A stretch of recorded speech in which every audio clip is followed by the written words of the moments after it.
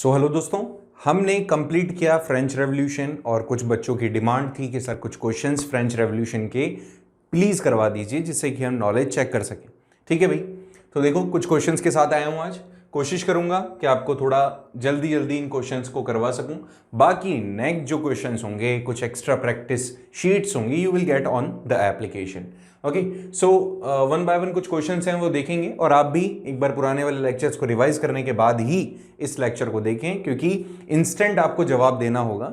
आप comment box में भी तुरंत लिख सकते हो और instant you need to write down the answers in chat box. Okay, so पहली चीज है, पहला क्वेश्चन है, डिस्कस करते हैं। द फर्स्ट क्वेश्चन कि वो कौन सा पर्सन था who propose the division of power with the government based on social contract between people and representative.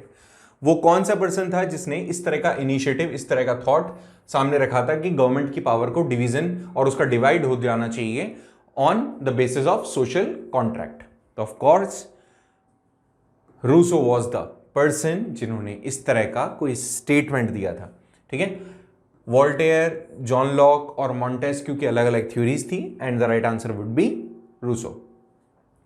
अब कौन सा वो सिंबल था जिसने पर्सोनिफाई किया था लॉज को in the declaration of right for man and citizen? तो बंडल ऑफ रॉड्स नहीं हो सकता, सेप्टर नहीं हो सकता, ब्रोकन चेन भी नहीं हो सकता, विंग्ड वीमेन हो सकता है। विंग्ड वीमेन क्यों? क्योंकि विंग्ड वीमेन बेसिकली क्या कर रही थी, वो एक तरीके का आजादी वाला सिंबल ही तो था। तो यहां पर भी तो declaration of right of man and citizens है, तो ये किससे रिलेटेड है? This she is related with declaration of right for man and citizen. Let's see the third question. Third question में बोला गया कि जो बेस्टील का पैलेस था उससे लोग हेट क्यों करते थे? फ्रांस की जो लोग थे वो बेस्टील के उस पैलेस से हेट क्यों करते थे जिसको राजा ने प्रिजन बना दिया था? याद आ रहा है आपको? मैंने बताया था द स्ट्रोम इन बेस्टील के अंदर कि जब राजा को कोई भी लोग उसके अगेंस्ट में जाते हुए दिखते थे तो उसको इम्प्रीजन कर देता था। तो उसके पीछे का कॉज क्या हो सकता है? ये डेस्पोटिक पावर का एक सिंबलाइजेशन था कि लोगों को जेल में डालने का, कि टॉर्चर का, या फिर क्रिमिनल एक्टिविटीज को सॉर्ट आउट करने के लिए? No, it was the reason कि वो लोगों को लगता था ऐसा कि राजा का जो निरंकुश शासन है, डेस्पोटिक जो पावर है, उसका सिंबलाइजेशन है। That is why they hate such palace. Okay, so let's see the next question. Hopefully आपके तीनों आंसर सही होंगे। द टैक्स जिसका नाम था tiles were collected from the French peasants. जो टाइल टैक्स है उसको कौन कलेक्ट करता था? टाइल्स को कौन करता था? एम्पीरियर करता था कि चर्च करता था, कि नोबल्स के कमांडर? ऑब्वियसली ये कौन करता था बेटा? चर्च। चर्च इसको सिर्फ इस बात पे, एक तरीके का टैक्स था जिसके अंदर जो चर्च के पास में अथॉरिटी दी गई थी कि जो भी टेरिटरीज हैं उसके अंदर चर्च का भी इंपॉर्टेंट रोल है and you need to pay direct tax to them. Okay, so church इसको क्या करता था? एक तरीके से कलेक्ट करता था, जिसका नाम था टाइल। फिफ्थ क्वेश्चन देखते हैं, सिंपल सा है। What was subsistence crisis caused by France? France के अंदर जो सबसिस्टेंस क्राइसिस आए वो किसके कारण से? कि option A, the wages of the people was low, there was wide spread unemployment, increase in population, and साथ ही साथ गवर्नमेंट ने बहुत सारे टैक्स इंपोज कर दिए थे। तो क्या कॉज हो सकता है इसके पीछे? सो आप जानते ही हो, सबसिस्टेंस का मतलब होता है कि एक अचानक से कोई चीज क्रिएट हो जाए। तो अचानक से तो पॉपुलेशन बढ़ी थी, तो ऑटोमेटिकली जो फूड ग्रेन्स थे वो कम हो गए थे। तो यहां पर option C would be the right answer. Hopefully ये चीज क्लियर हो गई होगी। Let's see the next question. अगले क्वेश्चन पे बढ़ते हैं और देखते हैं क्या वो कह रहा है। जो मार्सिलिस है वो क्या था? ऑब्वियसली ये तो तुम्हें पता ही होगा, नेशनल एंथम, तो इसके ऊपर तो डिस्कस करना बनता ही नहीं है। Next, greatest achievement of national assembly convened in the France in 1789 was. बात समझे, नेशनल असेंबली ने 1789 में क्या ग्रेट अचीवमेंट गेन की? कौन सी चीज थी जो उन्होंने अचीव की? तो क्या उन्होंने डिक्लेयर किया था राइट्स को, या फिर नए लॉज बना दिए थे कि मोनार्क की पावर को आप जज कर सकते हो? नई जुडिशरी एस्टेब्लिश की थी या नई लेजिस्लेचर बनाई था? सो उन्होंने क्या किया था, ये बात आपको बतानी है, बताइए। सो ऑब्वियसली इसका सही आंसर होगा कि उन्होंने ह्यूमन राइट्स बताए थे। इन सब में आपको लग रहा है कि ये कोई ऐसा अचीवमेंट है, अचीवमेंट कहा जाएगा कि अगर पावर आपने मोनार्की कॉन्स्टिट्यूशन के अंडर में कर दी हो या नई जुडिशरी बनाओगे, लेजिस्लेचर बनाओगे, तो नहीं। लेकिन हाँ, ये वाला आंसर जो हो सकता है वो राइट हो सकता है। अब देखिए, जो फ्रांस में गिलोटिन जो था वो सिस्टम क्या था, कि भाई किसी का गर्दन काट देना था, कि किसी को अवार्ड देना था, कि डराना था, कि टैक्स देना था। तो ऑब्वियसली गिलोटिन क्या था, एक मशीन था ना, ऐसा इस तरह का, जिसके अंदर एक पर्सन के जो चेहरा होता है, फेस होता है, उसको फंसाया जाता है और उसके ऊपर एक तरीके का जो ब्लेड होता है छोड़ दिया जाता है, जिससे कि उसका जो फेस होता है वो कट जाता है, बी हेडेड हो जाता है वो। तो of course the right answer would be A. ठीक है, चलिए आगे बढ़ते हैं और देखते हैं दूसरे क्वेश्चंस। नेक्स्ट क्वेश्चन है, जैकोबियंस ऑफ फ्रांस, उनको सैन क्लोटस क्यों कहा जाता है? सैन क्लोटस उन्हें क्यों कहा जाता है?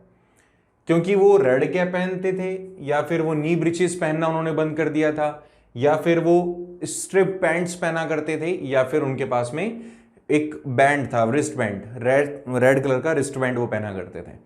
तो आप जानते हैं कि सेंट का मतलब होता है एक तरीके का नी ब्रिचेस, क्लोटस का मतलब होता है ना पहनने वाले। तो नी ब्रिचेस ना पहनने वाले लोगों को ही सेंट क्लोटस कहते हैं, और इसीलिए जैकोबियंस का नाम ये पड़ा था, क्योंकि इन्होंने नी ब्रिचेस पहनने से मना कर दिया था। नी ब्रिचेस का मतलब वो जो शॉर्ट पैंट्स होती है ना, जो पहले नोबल्स पहना करते थे, जो इनकी फ्रेंच कम्युनिटी का एक फैशन सिंबल हुआ करता था, तो उसको इन्होंने पहनने से मना कर दिया था। नेपोलियन कौन सी वॉर में हारा? पेरिस की वॉर में, वाटरलू की वॉर में, एल्बा की में, या वर्सेलिस की में? तो ऑब्वियसली वाटरलू में हारा था वो, तो राइट आंसर क्या होगा? बी। अब भाई मैच करना है हमें। हाँ, इस तरह के क्वेश्चंस के लिए सबसे अच्छा तरीका क्या होता है, आपको अगर कोई ईयर याद नहीं आ रहा है, अगर आपको कोई ईयर याद नहीं है, तो जस्ट डू वन थिंग। तो एक काम करो, क्या, जो भी सबसे बेस्ट ऑप्शन, जो भी आपको इन चारों में से सबसे राइट ऑप्शन आपको लगता है, you just focus over that. इनमें से कोई सा भी इवेंट आपको पता हो तो उस इवेंट को आप फोकस कर लो। जैसे चलो ये इवेंट हम देख लेते हैं कि डी, अभी अभी जस्ट हमने बात की कि 1815 में वाटरलू के अंदर ये हार जाता है ना, तो डी वाले ऑप्शन वाटरलू से रिलेटेड है, मुझे ये पता है। अब फोकस करो कौन सा ऑप्शन डी ए के साथ मैच कर रहा है। D1 इसमें नहीं आ रहा है, इसमें नहीं आ रहा है, और इसमें भी नहीं, तो राइट आंसर ऑफ कोर्स कौन सा होगा? सी। ये बात समझ में आई? बहुत ही सिंपल होता है। इसी तरीके से आपको आगे आने वाले क्वेश्चंस को भी एक बार देखना पड़ेगा। आ जाइए नेक्स्ट क्वेश्चन पे। हालांकि स्कोर बता देता हूं एक बार में, अगर सी आंसर राइट है तो ए किससे मैच करेंगे हम? 3 से। क्या हुआ था 1774 में? ऑब्वियसली लुई 16 जो था वो राजा बना था फ्रांस का। फिर बी को मैच करेंगे हम 4 से। बी में क्या हुआ था? बेस्टिल के अंदर स्ट्रोम आया था। और सी को मैच करेंगे हम 2 से। 1804 में पूरे फ्रांस के ऊपर कब्जा हो गया था किसका? नेपोलियन का। हालांकि ये चारों ही आपको याद होंगे, इतना तो कॉन्फिडेंस मुझे है। नेक्स्ट देखिए, French women who got when they got voting rights, वो कौन सा ईयर था जब इनको वोटिंग राइट्स मिले? तो ऑफ कोर्स याद रखें 1945। क्यों? क्योंकि उसके पहले जितनी भी बार इन्होंने अटेम्प्ट किया इस तरह का वोटिंग राइट इनको मिले, वो चीज सक्सेसफुल नहीं हो पाई। And initially after external support जो वर्ल्ड वाइड इनको मिला, उसके बाद में जाकर के इनको 1945 में they got the voting rights.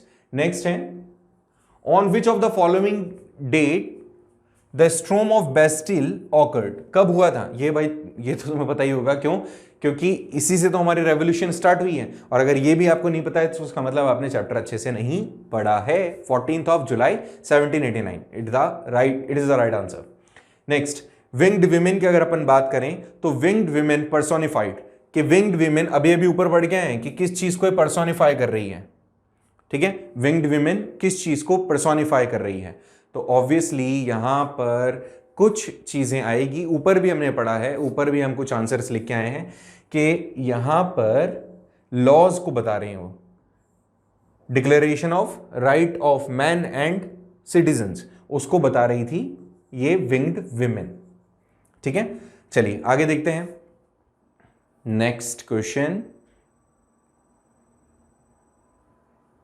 कि जो द स्पिरिट ऑफ लॉ ये किसने लिखा? The spirit of law Montesquieu ने लिखा था, ये बात आपको याद होनी चाहिए। अभी रूसो को तो जस्ट अपन पढ़ के आए हैं ऊपर, नन ऑफ दीज हो ही नहीं सकता, एंड जॉन लॉक भी नहीं होगा। ठीक है, मैं थोड़ा रैपिडली बता रहा हूँ आपको जिससे अपना टाइम बचे, नेक्स्ट लेक्चर पे हम जल्दी पहुंचे।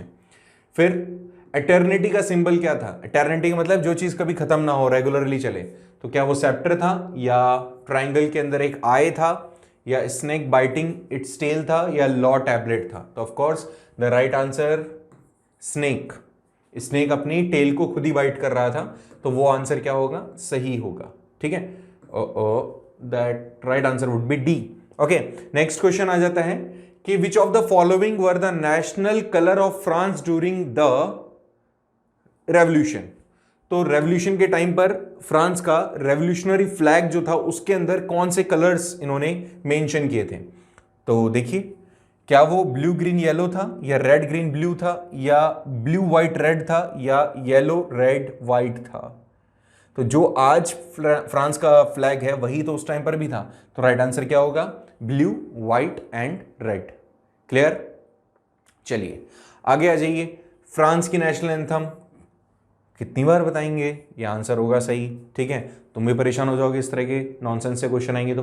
The members of Jacobian clubs, उनको क्या कहा गया था? जैकोबिन क्लब्स के मेंबर्स को सैन क्लॉटस, अभी जस्ट मैंने ऊपर बताया है आपको। ठीक है, तो सैन क्लॉटस। आगे देखिए, छोटे छोटे कुछ क्वेश्चंस और हैं, देख लेते हैं जल्दी जल्दी से।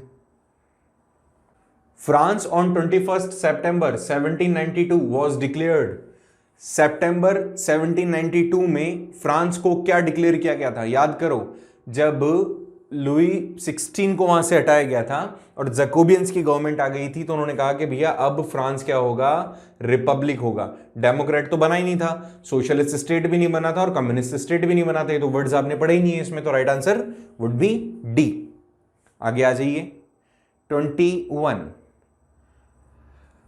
विच of the following was the factor in the rise of Napoleon? कौन सा वो फैक्टर है जिसके कारण से नेपोलियन का वहां पर टाइम ड्यूरेशन स्टार्ट हुआ? जैकोबियन की गवर्नमेंट गिर गई थी, रॉबेस्पियर का रेन ऑफ टेरर, या फिर पॉलिटिकल इनस्टेबिलिटी, और नेशनलिस्ट फोर्स, नेशनलिस्ट फोर्सेस। अच्छा भाई, यहां पर देखो, जैकोबियन की गवर्नमेंट गिर गई थी तो क्या करें? कोई दूसरी गवर्नमेंट आएगी। रॉबेस्पियर के रेन ऑफ टेरर से उसका लिंक ही नहीं होगा। क्यों? क्योंकि रॉबेस्पियर को हटाया जाएगा ना, नेपोलियन का क्या मतलब है? ये जरूर राइट आंसर है, क्योंकि वहां पर कोई भी पॉलिटिकल ग्रुप कंट्रोल नहीं कर पा रहा था, और यही कारण था कि गवर्नमेंट वहां पर रुक नहीं पा रही है, तो डिक्टेटर वहां पर आए। इस तरह का इन्होंने फिलॉसफी या अपॉर्चुनिटी दिया लोगों को। तो राइट आंसर क्या होगा? सी। फ्रांस की लेगेसी, फ्रांस का क्या इंपैक्ट पड़ा पूरे वर्ल्ड पर? तो लेट्स सी। क्या democracy, socialism and nationalism, republicanism, या लिबर्टी, फ्रीडम एंड इक्वालिटी? तो ऑब्वियसली फ्रांस की legacy to the world was liberty, freedom and equality. Democracy तो नहीं हो सकता, सोशलिज्म भी नहीं, और नेशनलिज्म भी नहीं, हालांकि नेशनलिज्म आइडियाज तो बहुत स्प्रेड हुए। रिपब्लिकन में नहीं हुआ क्योंकि वो कैपेबल नहीं थे, लेकिन हाँ, लिबर्टी की डिमांड, फ्रीडम की डिमांड एंड इक्वालिटी, इन सभी का एक मिला जुला जो आंसर है वो डी है। तो इसका आंसर सही क्या होगा? डी। नेक्स्ट, अगर हम फ्रांस के कॉन्टेस्ट में देखें तो जो वॉलंटियर थे, मार्शल्स सॉन्ग को गाने वाले, वो इस सॉन्ग को गाते हुए मार्च कर रहे थे। तो इस गाने को बनाने वाला कौन था? इन्होंने बेसिकली ये पूछा है आपसे कि कंपोजर कौन था इस मार्शल्स सॉन्ग का, जो रेवोल्यूशनरी सॉन्ग के तौर पर उभरा। तो रॉबेस्पियर थे क्या? नहीं। मैरी एंटोनेटी, ये तो थी नहीं, फ्रांस की क्वीन थी ये तो। मिराबू, ये भी नहीं थे। तो कौन थे? Robert the Leslie. Robert the Leslie वो पर्सन थे जिन्होंने फ्रांस के अंदर ये जो सॉन्ग था इसको एक तरीके से कंपोज किया था। नेक्स्ट है, what did the red cap worn by sans culottes in a France symbolization? जिन्होंने रेड कैप पहना था वो किस बात का सिंबलाइजेशन था? इक्वालिटी का, लव का, ब्रदरहुड का, या लिबर्टी का? तो ऑफ कोर्स जो भी डॉग वर्कर वो कैप पहनता था उसका मतलब होता था वो आजाद हो गया है। तो ये सिंबल होगा ए, लिबर्टी का। क्लियर है? जल्दी जल्दी 2-3 क्वेश्चंस और हैं वो देख लेते हैं अपन, और फिर इसको वाइंड अप करते हैं। Which of the following refers to the political body representing 3 E-states of pre-revolutionary France? तो E-state generals, राइट आंसर। ऐसे पढ़ते ही आ जाना चाहिए आंसर, क्योंकि इतना टाइम नहीं लगाएंगे अपन। एनटीएससी टारगेट है तो इतना टाइम अगर इन चीजों पे लगाने लगे तो हो गया काम। नेक्स्ट, जो गुलेटिन वर्ड था फ्रेंच रेवोल्यूशन में वो किस एरा को बताता है? ऑब्वियसली बी हेडेड कर देना किसी भी पर्सन को, अभी अभी पढ़ा है हमने। फ्रेंच रेवोल्यूशन ने कब स्टार्टिंग ली, कब उसका स्टार्टिंग इनिशिएटिव हुआ? तो ऑब्वियसली 1789 में जुलाई 14 को। On what charges war Louis 16 guillotine? पहली चीज तो लुई 16 को गुलेटिन कब किया गया? गुलेटिन नहीं, पहले उनको पकड़ा गया था, जेल में डाला गया था, फिर ट्रीजन के कारण उनको हटा दिया था। ट्रीजन मतलब लुई 16 ने दूसरे राजाओं को अपने साथ में मिलाया एंड नो डाउट अपने कंट्री के अगेंस्ट में उसने जो भी स्टेप्स लिए उसको ट्रीजन कहा गया और उसके अगेंस्ट में इसको गुलेटिन कर दिया गया। उस टैक्स का नाम जो कलेक्ट किया जाता था फ्रेंच पीजेंट से, तो the tax called Tethys was collected from French peasant. किसके थ्रू? क्या वो चर्च के थ्रू लिया जाता था? नहीं। क्या वो एम्पीरियर के थ्रू लिया जाता था, नोबल्स के थ्रू, या आर्मी चीफ के थ्रू? एम्पीरियर के थ्रू लिया जाता था, डायरेक्ट टैक्स। दो टैक्स पढ़े थे हमने, एक ऊपर डिस्कस कर चुके हैं earlier. And the last question but not the least for the day, because continue आप बहुत सारी चीजें पढ़ रहे होंगे। Why was subsistence crisis caused in France? तो अभी अभी ऊपर पढ़ के आए हैं कि पॉपुलेशन का अचानक से बढ़ जाना was the cause of subsistence crisis. Like this we have seen some questions, और बाकी जो क्वेश्चंस होंगे आपको प्रैक्टिस शीट में मिलेंगे, और जो आपको एप्लीकेशन के थ्रू मिल सकता है, टेलीग्राम चैनल के थ्रू भी मिल सकता है, वो आपको जब भी टाइम सही होगा आपके लिए वो आपको हैंड ओवर कर दिया जाएगा। प्रैक्टिस करें, लेक्चर्स देखें, नए लेक्चर का नाम बताएं कौन सा लेक्चर आपको पढ़ना है। तब तक के लिए bye bye, see you, have a nice day.